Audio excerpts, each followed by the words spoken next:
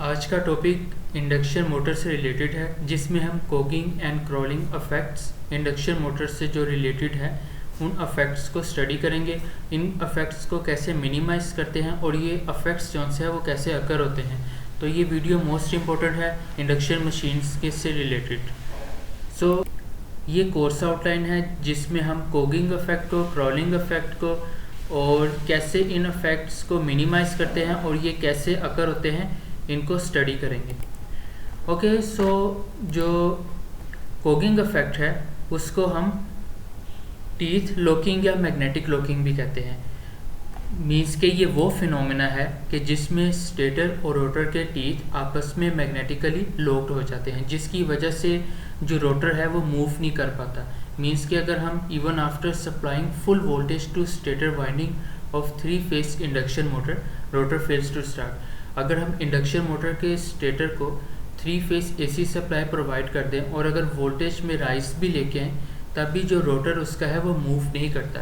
उसकी वजह ये है कि जो स्टेटर और रोटर के टीथ हैं वो आपस में इंटरलॉक्ड हो जाते हैं, जैम हो जाते हैं या ट्रैप्ड हो जाते हैं, जिसकी वजह से अगर हम कंटिन्यूस सप्लाई प्रोवाइड करते रहेंगे तो जो इंडक्शन मोटर है उसकी वाइंडिंग परमानेंटली डैमेज भी हो सकती है। तो ये एक अलार्मिंग सिचुएशन है। इस फिगर में आप देख सकते हैं कि ये जो एम्प्टी स्पेस है जिसमें हम वाइंडिंग इंसर्ट करते हैं इसको कहते हैं स्लॉट, और ये जो बाउंड्री है इसको टूथ कहते हैं। ठीक है, ये जितने भी बाउंड्रीज है इनको कहते हैं टीथ, और ये जितनी भी एम्प्टी स्पेसेस है जिसमें हम वाइंडिंग प्लेस करते हैं, कंसंट्रेटेड डिस्ट्रीब्यूटेड कोई भी टाइप ऑफ वाइंडिंग है तो उसको कहते हैं स्लॉट। और ये जो एरिया है इसको हम स्टेटर फ्रेम या स्टेटर कोर कहते हैं। ओके, सो ये जो कोगिंग इफेक्ट है या टीथ या इसको हम कहते हैं मैग्नेटिक लॉकिंग, ये अकर कैसे होती है जब स्टेटर और रोटर इनके टीथ आपस में इक्वल होंगे तो ये कोगिंग इफेक्ट जो सा है इसकी पॉसिबिलिटी है कि ये क्रिएट हो जाएगा, जिसकी वजह से इंडक्शन मोटर का जो रोटर है वो स्टार्ट नहीं होगा। मीन्स के अगर हम कंटिन्यूस सप्लाई रखेंगे तो मोटर परमानेंट डैमेज भी हो सकती है। ओके, सो इस अफेक्ट को हम मिनिमाइज कैसे कर सकते हैं। Aluminium bars on the rotor of 3-phase induction motor are slightly skewed in order to reduce the effect of cogging। तो जो रोटर 3-phase इंडक्शन मोटर है, तो 3-phase इंडक्शन मोटर इसका जो रोटर है उसकी जो एलुमिनियम बार्स हैं उनको हम स्लाइटली स्क्यू कर देते हैं, मीन्स के टिल्टेड कर देते हैं। उसकी वजह से जो रोटर है उसकी पॉसिबिलिटी बहुत ज़्यादा मिनिमाइज हो जाती है कि वो स्टेटर के साथ मैग्नेटिकली लॉक नहीं होता, जिसकी वजह से जो रोटर है वो जैसे ही हम एसी सप्लाई प्रोवाइड करेंगे तो वो रोटर मूव करना शुरू कर देगा।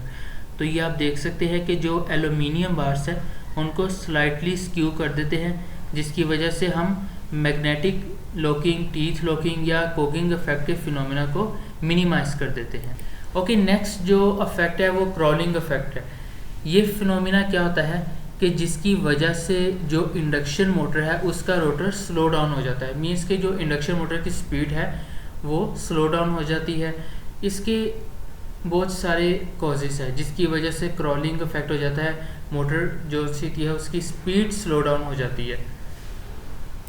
ओके, सो ये जो से कुछ स्टेप्स है जो कि मैंने इधर लिखे हुए हैं। हार्मोनिक्स डिवेलप्ड इन दी रोटर, तो जो रोटर होता है उसमें हार्मोनिक्स डेवलप हो जाते हैं जिसकी वजह से रोटर स्लो डाउन हो जाता है। ओवरलोड, अगर हम मोटर की एक रेटेड कंडीशन होती है, अगर उससे ज़्यादा हम लोड को जो सा है वो लोडेड कर देंगे तो उससे रोटर जो सा वो स्लो डाउन हो जाएगा, जिससे क्रॉलिंग इफेक्ट फिनोमेना इंट्रोड्यूस होता है। एक वजह ये भी होती है कि जो हम 3 phase AC supply induction motor के स्टेटर को प्रोवाइड करते हैं वो अपनी रेटेड कंडीशन से लो होती है। मीन्स के वोल्टेज लो होते हैं, जिसकी वजह से फिर इंडक्शन मोटर ज़्यादा करंट ड्रॉ करती है वाइंडिंग में से, और ये चांस है, प्रोबेबिलिटी है कि इंडक्शन मोटर की वाइंडिंग जल सकती है। एक वजह ये भी है कि जो स्टेटर कॉइल्स होती है इंडक्शन स्टेटर की वो आपस में शॉर्ट सर्किटेड हो जाती है, तो जिसकी वजह से जो इंडक्शन मोटर है वो स्लो डाउन हो जाती है।